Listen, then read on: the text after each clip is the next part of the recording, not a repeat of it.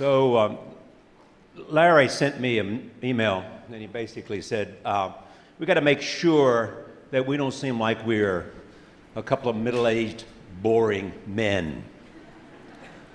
I said, I'm flattered by that,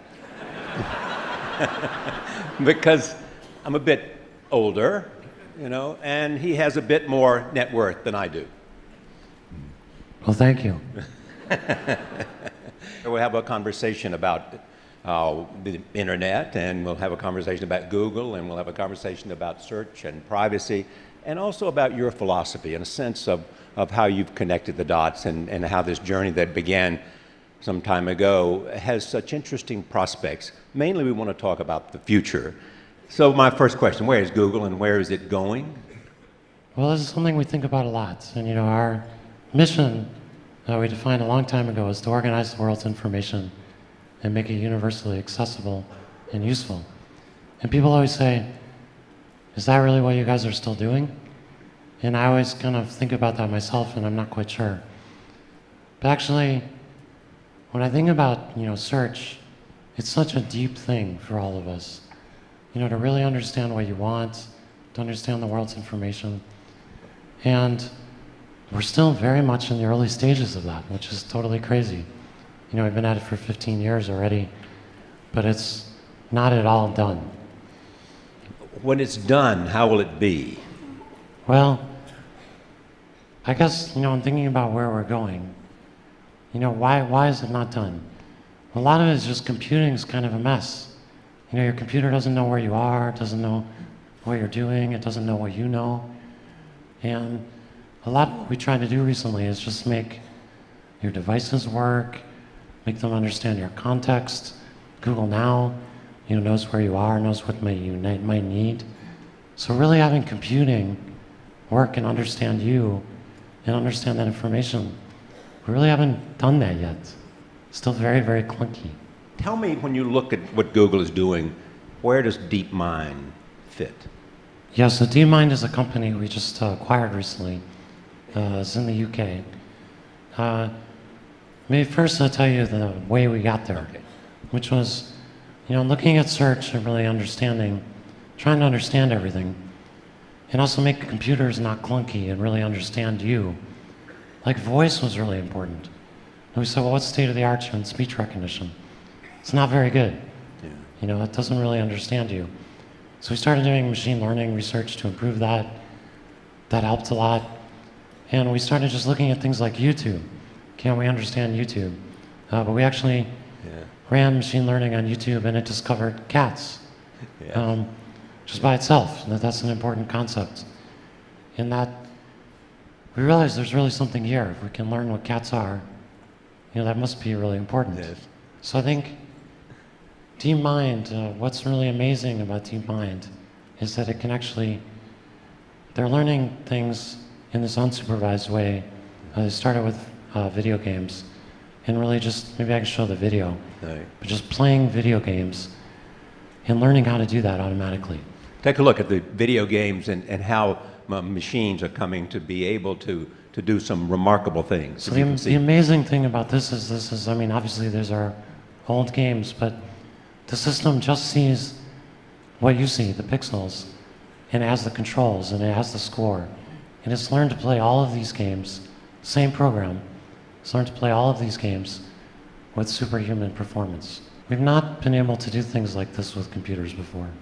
Maybe I'll just narrate this one quickly. This is boxing, and it figures out it can sort of pin the opponent down. Computer's on the left, and it's just racking up points. So I think, you know, imagine if this kind of intelligence were thrown at your schedule or your, you know, your information needs or things like that. You know, we're really just at the beginning of that. Mm-hmm. And that's what I'm really excited about. Mm-hmm. When you look at all that's taking place with DeepMind and the boxing, also a part of where we're going is artificial intelligence. Where are we when you look at that? Well, I think for me, this is kind of one of the most exciting things I've seen in a long time. The guy who started this company, Demas, has a neuroscience and a computer science background. Yeah. You know, he went back to school to get his PhD to study the brain. And so I think we're seeing a lot of exciting work going on that sort of crosses computer science and neuroscience in terms of really understanding what it takes to make something smart and do really interesting things. So, but where's the level of it now, and how fast do you think we are moving? Well, I mean, this is kind of the state of the art right now, and understanding cats on YouTube and things like that, improving voice recognition. We used a lot of machine learning to improve things incrementally. But I think for me, this example is really exciting because it's one program that can do a lot of different things. Yeah. I don't know if we can do this, but we've got the image of the cat. It would be wonderful to see this. This is how machines looked at cats and what they came up with. Can we see that image? Yeah. There it is. Can you see the cat? Designed by machines, seen by machines. That's right. So this is learned from just watching YouTube. And there's no training, no notion of a cat, but this kind of concept of a cat is something important that you would understand, and now that the machines can kind of understand. Yeah, maybe just finishing also on the search part. You know, I started with search, really understanding people's context and their information. I did have a video I wanted to show quickly on that that we actually found in Yes. Not long ago, I planted a crop of potatoes. Then suddenly they started dying one after the other. Checked out the books and they didn't tell me much. So I went and I did the search. Potato diseases. One of the websites told me that ants could be the problem. It said sprinkle wood ash over the plants. Then after a few days, the ants disappeared. I got excited about the internet. I have this friend, he really would like to expand his business. So we went with him to the cyber cafe and we checked out several sites. When I met him next, he was going to put a windmill at a local school. I felt proud because something that wasn't there before was suddenly there. I realized that not everybody can be able to access what I was able to access. I thought that I need to have an internet that my grandmother can use. And so I thought about a notice board, a simple wooden notice board. When I get information on my phone, I'm able to post the information on the notice board. So it's basically like a computer. I use the internet to help people. I think I'm searching for a better life for me and my neighbors. So many people have access to information, but there's no follow-up to that. I think a follow-up to that is our knowledge. When people have the knowledge, they can find solutions without having to be helped out. Information is powerful, but it is how we use it that will define us.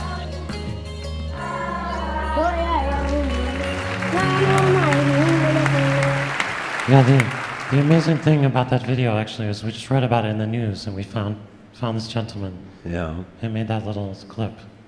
When I talk to people about you, they say to me, people who know you well say, Larry wants to change the world and he believes technology can show the way.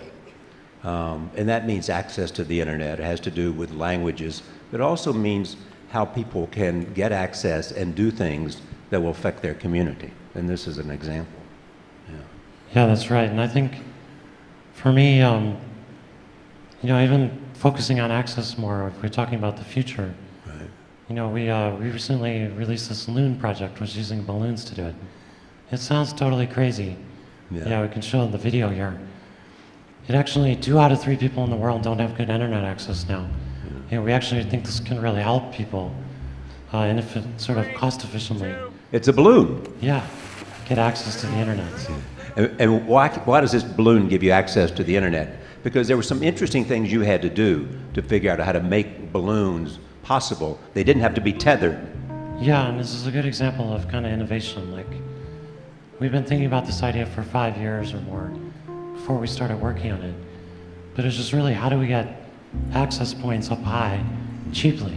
And normally you have to use satellites and it takes a long time to launch them. But you saw there how easy it is to launch a balloon and get it up. And actually, again, it's the power of the internet. I did a search on it and I found 30, 40 years ago, someone had put up a balloon and had gone around the Earth multiple times. Yeah. I thought, why can't we do that today? Yeah. And that's kind of how this project got But are born. you at the mercy of the wind? Yeah, but it turns out we did some weather simulations, which probably hadn't really been done before.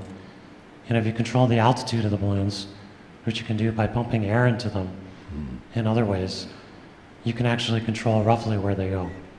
And so I think we can build a worldwide mesh of these balloons that can kind of cover the whole planet. Before I talk about the future and transportation, where you've been a nerd for a while, and this fascination you have with transportation and automated cars and bicycles, let me talk a bit about what's been the subject here earlier with Edward Snowden. It is security and privacy. You have to have been thinking about that. Yeah, absolutely. I saw the picture of Sergey with Edward Snowden yesterday. Some of you may have seen. But I think, for me, I guess, privacy and security are a really important thing. We think about it in terms of both things. And I think that you can't have privacy without security. So let me just talk about security first, because you asked about Snowden and all of that. And then I'll say a little bit about privacy. I think, for me, it's tremendously disappointing that the government sort of secretly did all this stuff and didn't tell us. I don't think we can have a democracy if we're having to protect you and our users from the government for stuff that we've never had a conversation about. Right. And I don't mean we have to know what the particular terrorist attack they're worrying about protecting us from, but we do need to know what the parameters of it is, what kind of surveillance the government's going to do and how and why. And I think we haven't had that conversation. So I think the government's actually done itself a tremendous disservice by doing all that in secret. Never coming to Google to ask for anything. Not Google, but the public. I mean, Yeah. I think we need to have a debate about that. Or we can't have a functioning democracy. It's just not possible. So I think, I'm sad that Google's in the position of protecting you and our users from the government doing secret things that nobody knows about. Doesn't make any sense. And then there's a privacy side of it. So the privacy side, I think the world is changing. I mean, you carry a phone, it knows where you are. There's so much more information about you. And that's an important thing, and it makes sense why people are asking, difficult questions. We spend a lot of time thinking about this and what the issues are. I'm a little bit, I think the main thing that we need to do is just provide people choice. Show them what data is being collected. Search history, location data. We're excited about incognito mode in Chrome and doing that in more ways. But just getting people more choice and more awareness of what's going on. I also think it's very easy. What I'm worried about is we throw out the baby with the bathwater. And I look at, on your show, actually, I kind of lost my voice. Yes. And I haven't gotten it back. I'm hoping by talking to you, I'm going to get it back. If I could do anything, I would do that. All right, so get out your voodoo doll and Yeah. or whatever you need to do. But I think, when I look at that, I made that public, and I got all this information. We got a survey done on medical conditions with people who have similar issues. And, I look at medical records and I say, wouldn't it be amazing if everyone's medical records were available anonymously to research doctors? And when someone accesses your medical record, a research doctor, you could see which doctor accessed it and why. And you could maybe learn about what conditions you have. I think if we just did that, we'd save 100,000 lives this year. Absolutely. Let me So go. I guess I'm just very worried that with internet privacy, we're doing the same thing we're doing with medical records, is we're throwing out the baby with the bathwater, and we're not really thinking about the tremendous good that can come from people sharing information with the right people in the right ways. And the necessary condition that people have to have confidence that their information will not be abused. Yeah, and I had this problem with my voice stuff. I was scared to share it. Right. Sergey encouraged me to do that, and it was a great thing to do. And the response has been overwhelming. Yeah, and people were super positive. We got thousands and thousands of people with similar conditions, which there's no data on today. So it's a really good thing. So talking about the future, what is it about you and transportation systems? Yeah, I mean, I guess I was just frustrated with this when I was at college in Michigan. Yeah, I had to get on the bus and take it and wait for it, and it was cold and snowing. yeah. I'm like, I did some research on how much it cost, and yeah, I just became a bit obsessed with transportation systems. And And that began the idea of an automated car. yeah, but 18 years ago, I learned about people working on automated cars, and I became fascinated by that. And again, it takes a while to get these projects going, but you know, I'm super excited about the possibilities of that. Improving the world. There's 20 million people or more injured per year. Yeah. It's the leading cause of death for people under 34 in the U.S. So you're talking about saving lives. Yeah, and also saving space and making life better. You know, Los Angeles is half parking lots and roads, half of the area. And most cities are not far behind, actually. And I mean, it's just crazy that that's what we use our space for. And how soon will we be there? I mean, I think we can be there very, very soon. I mean, we've driven, you know, well over 100,000 miles now, totally automated. You know, I think I'm super excited about getting that out quickly. But it's not only, you're talking about automated cars, you also have this idea for bicycles. Well, at Google, we got this idea that we should just provide free bikes to everyone. Yeah. And that's been amazing. Most of the trips, you know, you just see bikes going everywhere, and the bikes wear out. They Yeah. get used 24 hours a day. But you want to put them above the street too. Well, I said, how do we get people using bikes more? Yeah. And We may have a video here. yeah, let's show the video. Right. I just got excited about this.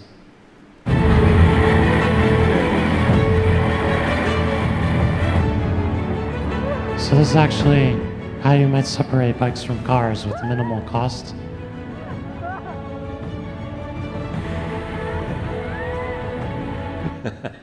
Anyway, it looks totally crazy, but I was actually thinking about our campus, working with the cities and stuff, and just trying to get a lot more bike usage.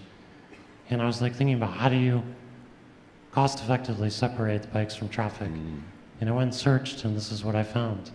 And we're not actually working on this, that particular thing, but it gets your imagination going. All right. Let me close with this. Give me a sense of the philosophy of your own mind. I mean, you have this idea of 10x. I mean, you don't simply want to go in some small, measurable arena of progress. Yeah, I think, you know, many of the things we just talked about are like that, where they're really you know, I almost use the economic concept of additionality, Yeah. which means that you're doing something that wouldn't happen unless you're actually doing it. And I think the more you can do things like that, the bigger impact you have. And, you know, that's about doing things that are, you know, people might not think are possible. And I've been amazed, the more I learn about technology, the more I realize I don't know. And that's because it's technological horizon, the thing that you can see to do next. The more you learn about technology, the more you learn what's possible. You learn that the balloons are possible because there's some material that will work for them. What's interesting about you too, though, for me, is that we have lots of people who are thinking about the future. And they're going and looking and they're coming back, but we never see the implementation. You know, I think of somebody you knew and read about, Tesla. The principle of that for you is what? Well, I think invention is not enough. I mean, if you invent something, Tesla invented electric power that we use, but he struggled to get it out to people. That had to be done by other people. It took a long time. And I think, you know, if we can actually combine both things, where we have an innovation, invention focus, plus the ability to really company that can really commercialize things and get them to people in a way that's positive for the world and to give people hope.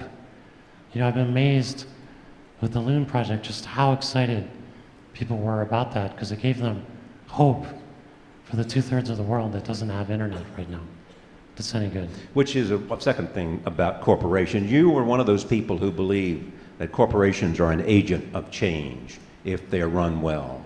Yeah, I mean, I'm really dismayed. Most people think companies are basically evil. You know, they get a bad rap. And I think that's somewhat correct. I mean, companies are doing the same incremental thing that they did 50 years ago or 20 years ago.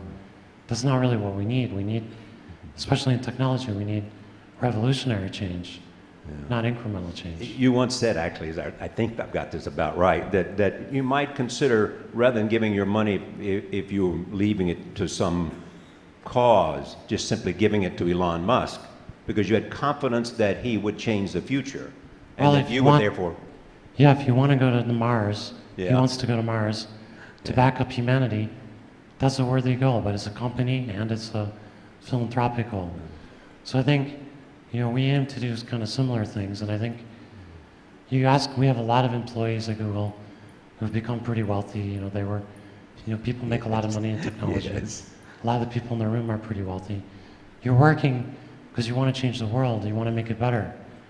And why isn't the company that you work for worthy not just of your time, but your money as well? I mean, but we don't have a concept of that. That's not how we think about companies. And I think it's sad because companies are most of our effort. They're where most of people's time is, where a lot of the money is. And so I think I'd like for us to help out more than we are. When I close conversations with lots of people, I always ask this question. What state of mind, what quality of mind is it that has served you best?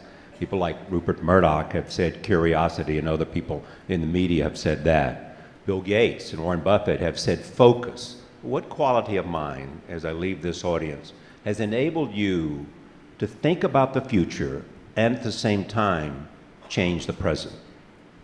You know, I think the most important thing, you know, I looked at lots of companies and why I thought they don't succeed over time.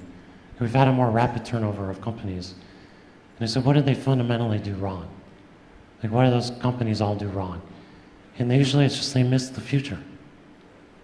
And so I think, for me, I just tried to focus on that and say, what is that future really going to be? And how do we create it? And how do we cause, you know, our organization to really focus on that and drive that at a really high rate? And so that's been curiosity. It's been looking at things people might not think about, working on things that no one else is working on, because that's where the additionality really is. And be willing to do that, to take that risk. You look at Android, I felt guilty about working on Android. When it was starting, it was a little startup we bought. It wasn't really what we were really working on. I felt guilty about spending time on that. That was stupid. That was the future, right? That was a good thing to be working on. It is great to see you here. It's great to hear from you, and a pleasure to sit at this table with you. Thanks, Larry. Thank you.